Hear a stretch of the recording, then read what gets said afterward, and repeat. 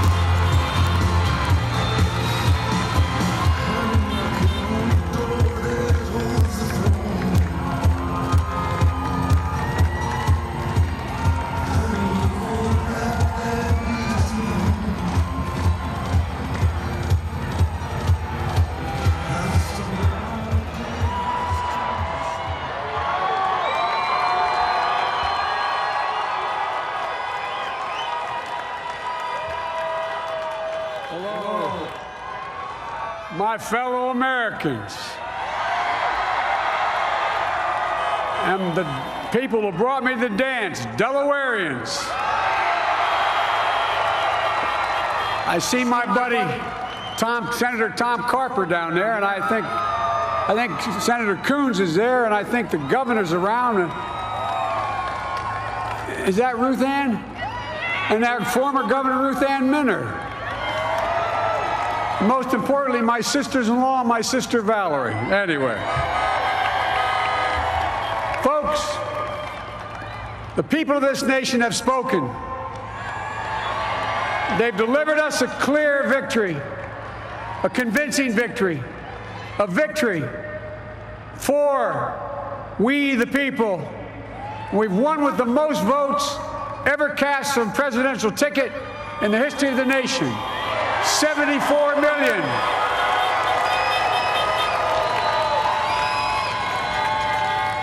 What I must admit has surprised me. Tonight, we're seeing all over this nation, all cities and all parts of the country, indeed across the world, an outpouring of joy, of hope, renewed faith in tomorrow, bring a better day. And I'm humbled by the trust and confidence you've placed in me. I pledge to be a president who seeks not to divide, but unify, who doesn't see red states and blue states, only sees the United States, and work with all my heart, with the confidence of the whole people, to win the confidence of all of you. And for that is what America, I believe, is about. It's about people. And that's what our administration will be all about. I sought this office to restore the soul of America, to rebuild the backbone of this nation, the middle class, and to make America respected around the world again, and to unite us here at home. It's the honor of my lifetime that so many millions of Americans have voted for that vision. And now, the work of making that vision is real. It's a task, the task of our time. Folks, as I said many times before, I'm Jill's husband. And I would not be here without her love and tireless support of Jill, and my son Hunter, and Ashley, my daughter, and all our grandchildren, and their spouses, and all our family. They're my heart. Jill's a mom, a military mom, an educator, and she has dedicated her life to education. But teaching isn't just what she does, it's who she is. For American educators, this is a great day for y'all. You're going to have one of your own in the White House. And Jill's going to make a great First Lady. I'm so proud of her.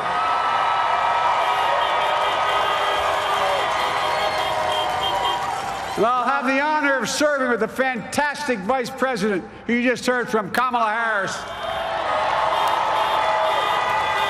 who makes history as the first woman, first black woman, the first woman from South Asian descent, the first daughter of an immigrant ever elected in this country. Don't tell me it's not possible in the United States. It's long overdue. And we're reminded tonight of those who fought so hard for so many years to make this happen. But once again, America's bent the arc of the moral universe more toward justice. Kamala, Doug, like it or not, your family, you become an honorary Biden, there's no way out. To all those of you who volunteered and worked the polls in the middle of this pandemic, local elected officials, you deserve a special thanks from the entire nation. And to my campaign team and all the volunteers and all who gave so much of themselves to make this moment possible, I owe you. I owe you. I owe you everything. And to all those who supported us, I'm proud of the campaign we built and ran. I'm proud of the coalition we put together, the broadest and most diverse coalition in history. Democrats, Republicans, independents, progressives, moderates, conservatives, young, old, urban, suburban, rural, gay, straight, transgender, white, Latino, Asian, Native American. I mean it, especially those moments, and especially for those moments where this campaign was at its lowest ebb. The African-American community stood up again for me. You've always had my back, and I'll have yours. I said at the outset, I wanted to represent this campaign to represent and look like America. We've done that. Now that's what I want the administration to look like and act like. For all those of you who voted for President Trump, I understand the disappointment tonight. I've lost a couple times myself, but now let's give each other a chance. It's time to put away the harsh rhetoric, lower the temperature, see each other again, listen to each other again. And to make progress, we have to stop treating our opponents as our enemies. They are not our enemies. They are Americans. They're Americans. The Bible tells us, to everything there is a season, a time to build, a time to reap and a time to sow, and a time to heal. This is the time to heal in America.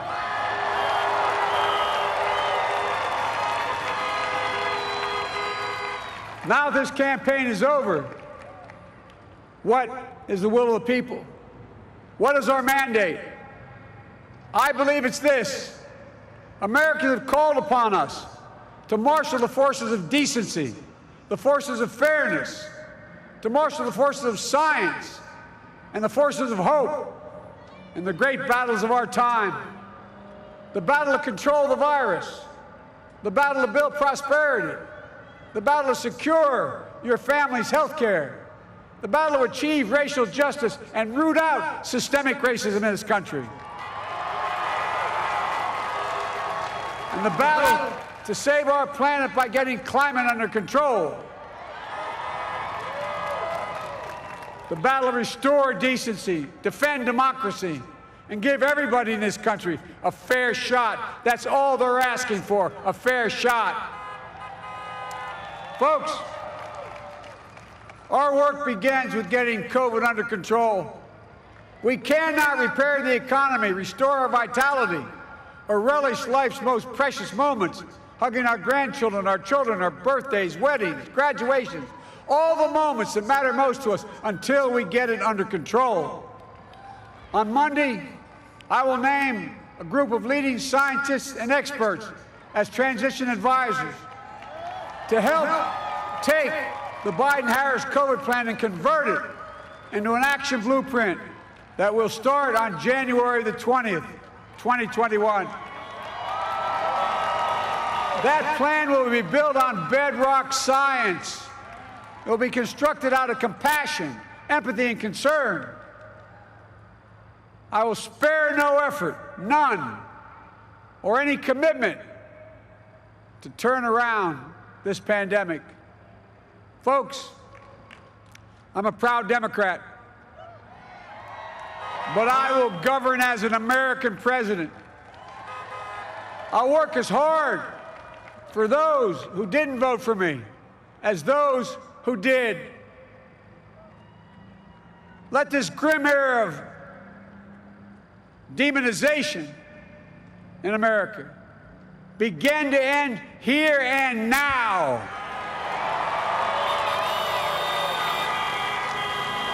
The refusal of Democrats and Republicans to cooperate with one another, it's not some mysterious force beyond our control. It's a decision, a choice we make. And if we can decide not to cooperate, then we can decide to cooperate. And I believe that this is part of the mandate given to us from the American people. They want us to cooperate in their interest. And that's the choice I'll make. And I'll call on Congress, Democrats and Republicans alike, to make that choice with me. The American story is about slow yet steadily widening the opportunities in America. And make no mistake, too many dreams have been deferred for too long. We must make the promise of the country real for everybody, no matter their race, their ethnicity, their faith, their identity, or their disability.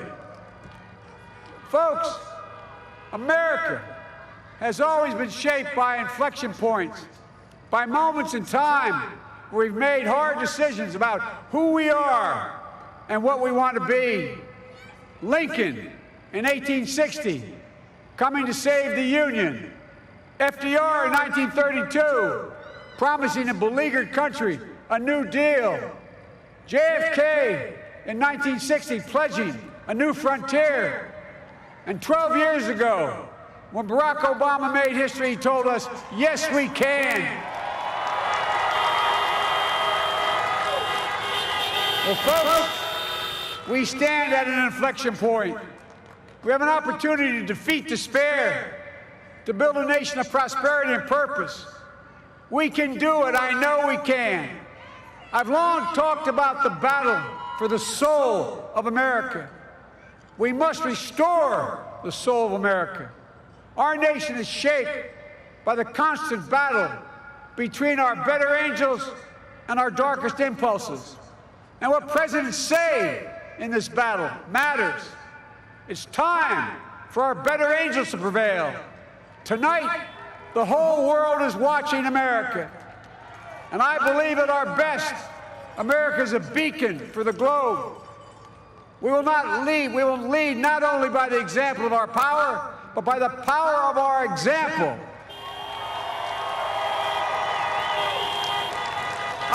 I've always believed, many of you heard me say it, I've always believed we can define America in one word: possibilities.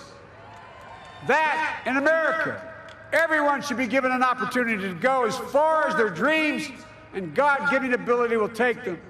You see, I believe in the possibilities of this country. We're always looking ahead to an America that's freer and more just, ahead to an America that creates jobs with dignity and respect, ahead of America that cures diseases like cancer and Alzheimer's, ahead to an America that never leaves anyone behind, ahead of America that never gives up, never gives in. This is a great nation.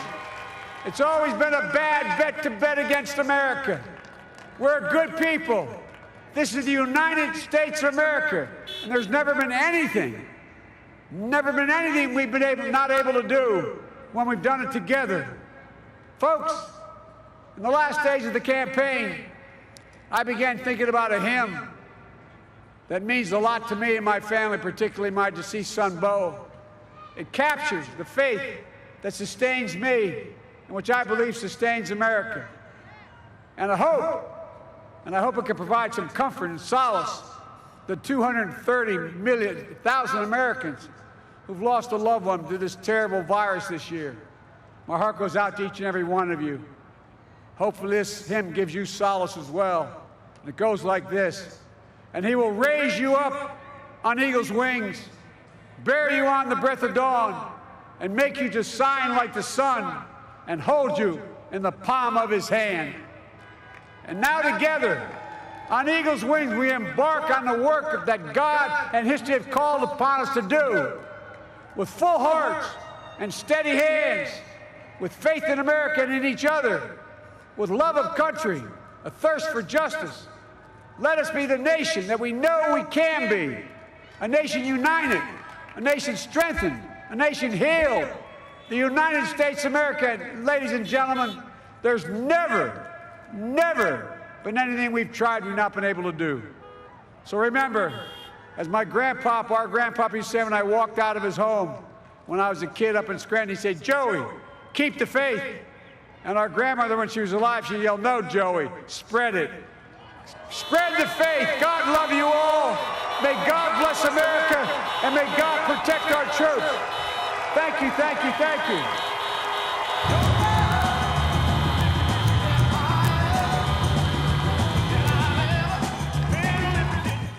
See the headlines as they happen and watch BBC News live in the app and get the full story with bbc.co.uk/news. Follow the story for all the latest with BBC News.